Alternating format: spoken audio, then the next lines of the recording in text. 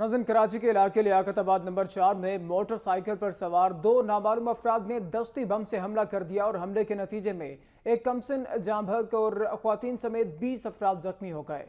दस्ती बम हमले की इब्तदाई रिपोर्ट तैयार कर ली गई है।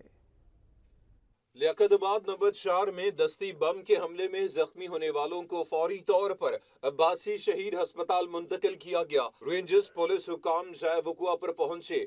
एडिशनल आईजी मुश्ताक महर ने मीडिया से गुफ्तगू करते हुए कहा कि मोटरसाइकिल सवार दो हमला आवरों ने दस्ती बम फेंका। वाक़े की तहकीकात कर रहे हैं। सिक्योरिटी में किसी किस्म की कोई कसर नहीं छोड़ी थी। अगर किसी मुतल्लिका ऑफिसर की कोताही साबित हुई तो सख्त कार्रवाई की जाएगी। शोबा हादसात अब्बासी शहीद अस्पताल के इंचार्ज डॉक्टर जहांजेब का कहना था कि यहाँ 16 जख्मियों को लाया गया। एक बच्चे फराज को मुर्दा हालत में लाया गया था। जख्मियों में से एक खातून की हालत तशवीशनाक है। बाकी तमाम जख्मियों को तिब्बी इमदाद देकर फारिग कर दिया गया है। आईजी सिंध एडी ख्वाजा ने डीआईजी वेस्ट से तफसीली इंक्वायरी रिपोर्ट तलब कर ली। उन्होंने वाक़े में मुलविस मुल्जिमान को फौरी कानून की गिरफ्त में लाने की हदायत की है।